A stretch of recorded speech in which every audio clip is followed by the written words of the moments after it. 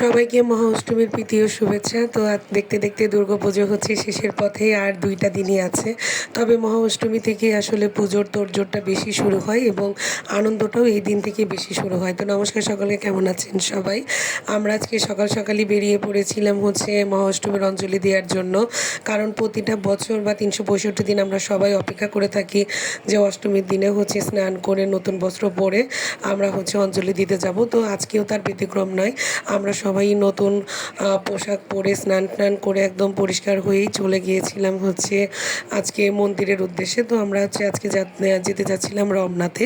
তো রমনাতে যেহেতু যাব, এর জন্য হচ্ছে মেট্রো রেলই হচ্ছে ভরসা।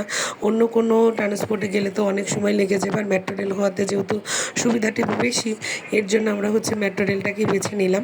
তো সবাই বের হয়ে যাওয়ার পরে আমরা মেট্রো রেলেও পৌঁছে গেলাম। টিকিট কেটে কিছুক্ষণ হচ্ছে আমরা ওয়েট করছিলাম যে কখন হচ্ছে গাড়িটা আসে। কারণ আমরা হচ্ছে যাওয়ার পথে আমি অলওয়েজ এই মেট্রো রেলে একটা জিনিস ভুল করি, যে হচ্ছে যেদিকে যাওয়ার তার উল্টা দিকে উঠে যাই। এটা আমার হচ্ছে সবসময়ের একটা মানে নিত্য নতুন ঘটনা আর কি, মানে দৈনন্দিন ঘটনা আর কি বলা যায়।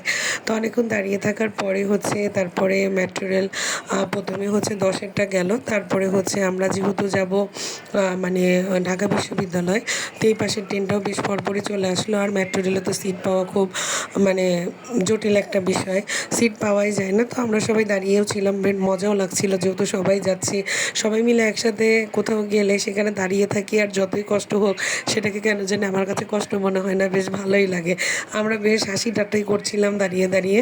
তো অবশেষে হচ্ছে আমরা মানে রমনা মন্দিরের গেটে হচ্ছে রমনা কালী মন্দিরের গেটে একদম প্রবেশ করে গেলাম। আমি মেট্রো রেলেই প্রথম হচ্ছে রমনা কালী মন্দিরে গেলাম। প্রতি বছর আসলে আমরা গাড়িতেই ঘোরাঘুরি করি, এর জন্য হচ্ছে আর সেইভাবে মেট্রো রেলে যাওয়াও হয় না। তো এই বছর মেট্রো রেলে গেলাম।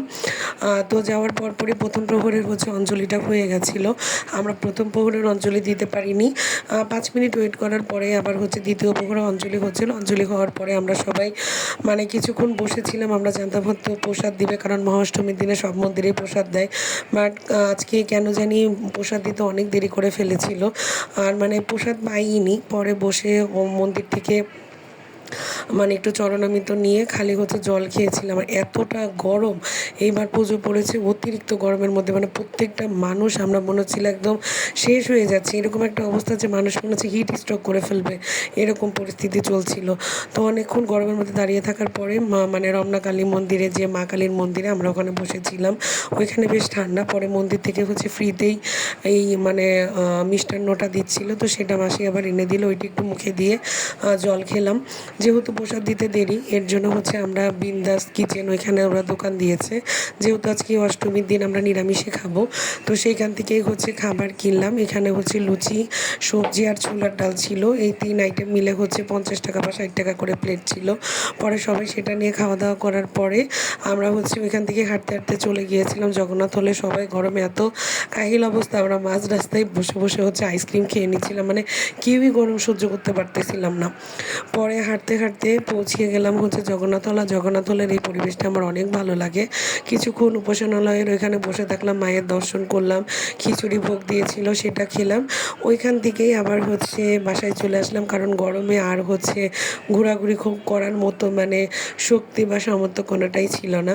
তো এইভাবেই আজকে আমার মহা অষ্টমী কেটে গেল, আর অন্য কোথাও ঘুরতে পারিনি। তো কার কেমন অষ্টমীর দিন কাটলো কমেন্টে জানাতে কিন্তু ভুলবেন না।